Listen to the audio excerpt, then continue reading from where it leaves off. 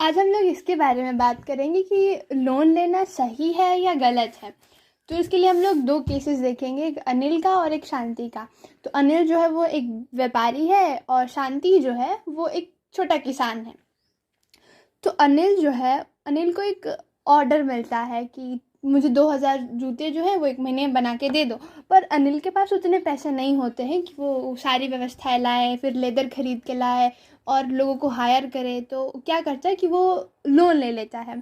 तो लोन लेने के बाद उसके सारे जो काम होते हैं वो लेबर भी हायर कर लेता है, लेदर्स भी खरीद लेता है और बहुत सारी चीज़ें खरीद लेता है। और कुछ जगह बाकी लगा देता है कि मतलब ऑर्डर देने के बाद जो पूरी पेमेंट होगी उसे हम दे देंगे। तो लोग मान जाते हैं। तो उससे क्या होता है कि एक महीने बाद जो है वो अपना ऑर्डर पूरा कर लेता है और बड़े व्यापारी को दे देता है। तो और भी उसे कई तरह से ऑर्डर मिलते रहे और उसका व्यापार जो है वो और आगे फलता फूलता गया।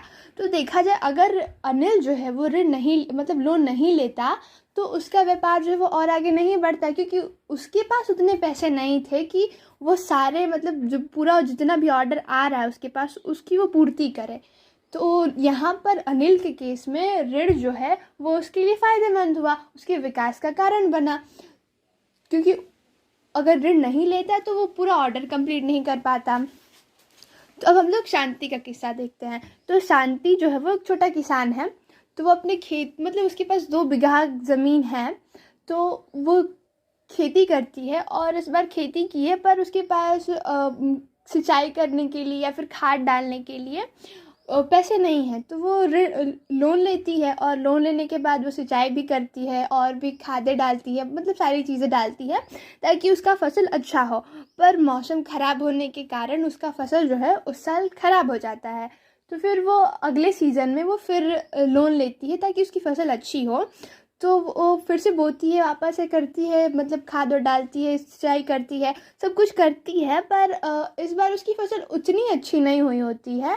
तो इसके कारण क्या होता है, पिछले बार का जो पिछले सीजन का उस पर लोन का और ऋण था पर वो बढ़ा, और इस बार जो उसने लोन लिया है उसका भी ऋण बढ़ा। इसके मतलब उसके ऊपर एक और बोझ आ गया, एक बोझ के बाद दूसरा बोझ, काफ़ी ज़्यादा दबाव पड़ गया ऋण का।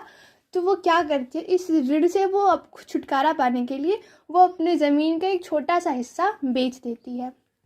बेच के जिससे लोन ली लेती है उसको दे देती है, उसका ब्याज व्याज सब पूरा हो जाता है। तो शांति के केस में क्या हुआ कि ऋण जो है वो उसके लिए नुकसानदेह हुआ, क्योंकि ऋण के कारण जो है उसकी ज़मीन का कुछ हिस्सा उसे छूट गया। और मतलब और वही अनिल के केस में उसके लिए विकास का कारण बना, फायदेमंद रहा। और शांति के केस में ऐसा बिल्कुल नहीं हुआ।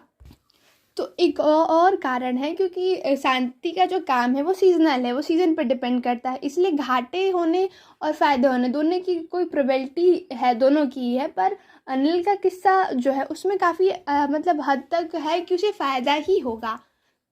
अगर उसका ऑर्डर भी मना हो जाता है फिर भी वो बाज़ार में दूसरों को बेच के मतलब पैसे इकट्ठा कर लेगा। तो ऋण जो है वो हम किस उद्देश्य से ले रहे हैं ये मायने रखता है, कि वो हम किस उद्देश्य से ले रहे हैं ऋण, उसी हिसाब से वो रखेगा कि हमारे लिए वो फ़ायदेमंद है कि नुकसानदेह है।